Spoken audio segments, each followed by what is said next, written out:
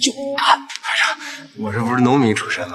听我的，咱们只拿一挺歪把子，带油带药，其他的都放着。排长，这么多军火，咱搬到火炉上不是挺好吗？你搬呢？定时炸弹，快！一支仅12人的特战队竟轻松闯入鬼子重兵防守的军火庫，甚至还安放了大量的定时炸弹，但也因此遭遇致命危机。动手！而这一切只因周卫国带領特戰隊喬裝成日軍，準備炸毀鬼子軍火庫。可當縣城外圍的邱團長打響了戰鬥調虎離山後，軍火庫內的鬼子守軍雖然抽調了一半去支援，但由於3天前就特意戒嚴了，因此即便周衛國從鬼子的交談中套取到了當晚的通行口令，可依然危機重重。富士山が開れ。憑借着一身日軍軍裝及一口流利的日本京都話，周衛國順利帶隊連闖數道關卡。富士山が開れ。很多人覺得12個人潛入鬼子重兵防守的軍火庫，這簡直是一次膽大的冒險。但真正的問題並不是周衛國有沒有勇氣，而是在絕對劣勢的情況下，他該如何避開日軍的優勢，用最小的代價完成任務。如果選擇正面強攻，他們面對的是日軍最擅長的防禦體系。所以周衛國沒有選擇用自己的弱項去挑戰鬼子的強項，而是利用日軍對自身體系的信任，讓特戰隊變成他們防線中的一部分。因為鬼子越相信自己的防禦足夠嚴密，就越難想到危險會來自他們認為最安全的地方。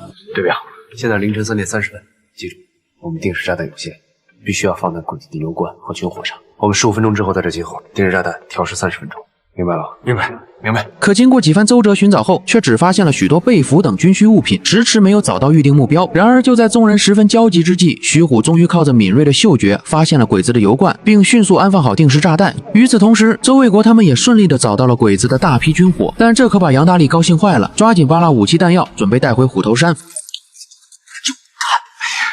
長，我這不是農民出身嗎？面對如此多的軍火，楊大力動心也是人之常情，畢竟這麼多武器彈藥都夠虎頭山再裝備一個加強團了。但周衛國考慮的問題卻和楊大力完全不同。楊大力看到的是這些武器能夠增強虎頭山八路軍的實力，而周衛國看到的是這次行動最重要的目標是摧毀鬼子的軍火庫，而不是帶走多少武器，因為攜帶過多裝備會增加撤退時間和暴露風險。一旦行動失敗，不僅拿不到這些武器，整個特戰隊都有可能陷入危險。所以周衛國放棄的不是這些武器的價值，而是在任務目標和額外收益之間選擇優先保證任務完成。聽我的，咱們只拿一挺歪把子，帶油帶藥，其他的都放着。啊，排長，這麼多軍火，咱搬到虎頭山不是挺好嗎？你搬呢？我們搬不走，也不能留給鬼子，全炸了。都炸了，那活動怎麼樣？定時炸彈，快！是。雖然行動原本按計劃穩步推進，定時炸彈也都全部安放妥當，可正因這短短幾分鐘的耽擱，卻直接讓全隊陷入險境。就在他們準備收隊撤退時，竟迎面撞上了一支日軍巡邏小隊，而周衛國本打算照舊用通行口令蒙混過關，卻不料被鬼子隊長給叫停了。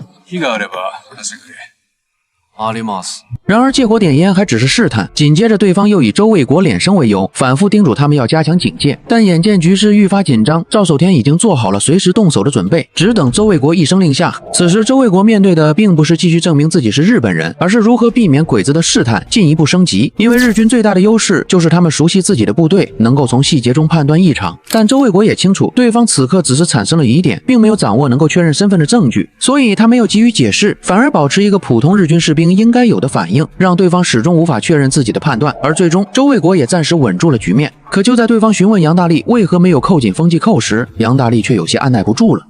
貴様の名前はどこから来た？貴様、早く答えろ！動手！隨着周衛國一聲令下，特戰隊隊員們瞬間與鬼子展開了激戰。眾人憑着清一色的20響德國原廠驳殼槍，一時間完全壓制住了敵方火力。而這款毛瑟 M712全自動駁殼槍彈匣容量20發，連發狀態下火力密度堪比輕型衝鋒槍，近戰壓制力遠勝日軍的單發栓動步槍。況且12名特戰隊員個個彈無虛發，幾乎每顆子彈都能精準命中目標。可隨着軍火庫各處的日軍陸續聚攏過來，隊員們也漸漸陷入了苦戰。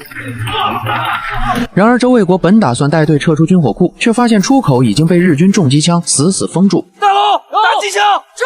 大龍作為邱團長的貼身警衛員，論戰鬥力在全團都能排得上號，其槍法更是百步穿楊，對着機槍陣地裡的鬼子挨個點名。但隨着戰鬥愈發激烈，不僅敵眾我寡，深陷重圍，日軍甚至把3炮都拉了上來，而且小分隊的成員也接連有人受傷。師兄，你沒事吧？接着上！眼見再不撤恐会全军覆没，周衛國當機立斷，下令用迫擊炮做火力掩護，全队抓緊突圍。而且在一頓電光火石間，周衛國直接短接点火線路，竟在无钥匙的情況下啟动了一輛卡車。但也就在他們剛離開軍火庫大門不久，定時炸彈也準時引爆，剎那間火光衝天。要知道，軍火庫裡不光有彈藥，還有大量油料和炮彈，這種連鎖爆轟的威力遠非普通炸彈可比。而這座軍火庫被毀後，日軍正面部隊至少半個月都得不到足額彈藥補給。可原本這也宣告12人特戰分隊圆滿完成了預定任務，不料當他们冲出重围後，清點人數時，卻發現少了一人。少一個人，誰？楊大力，虎子，帶着戰士們去跟連長會合，我去找楊大力。快，队長，不行，我跟你继續去，我們跟你繼續去，给我閉嘴！按照戰場上的常規選擇，此時最重要的是立即撤退，因為任務已經完成，繼續留下只會增加風險。但周衛國面對的問題並不只是救不救一個人，而是一支隊伍未來還能不能彼此信任。因為特戰隊執行的都是高風險任務，如果隊員知道自己可能在最危險的時候被放棄，那麼這支隊伍很難真正形成戰鬥力。所以周衛國選擇返回，並不是忽視危險，而是在任務完成和兄弟生死之間做出了自己的選擇。我會日語，沒事的。去找楊大力，你們快上，快！我必須跟你放學。我答應過副連長，答應過朱大哥，答應過誰都沒用。你現在是八路軍戰士，明白嗎？不行，水上，把他給我拖走！